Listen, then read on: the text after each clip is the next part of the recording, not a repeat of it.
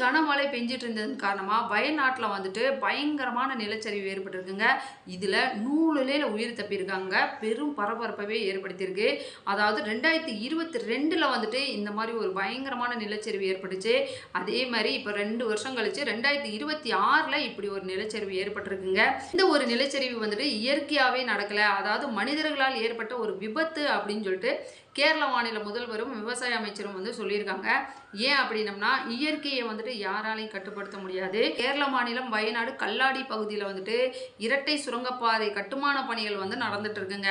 அந்த கட்டுமான பணிகள் நடக்கிற ஒரு இடத்துல தான் இப்படி ஒரு மண் சரிவு நடந்திருக்குங்க.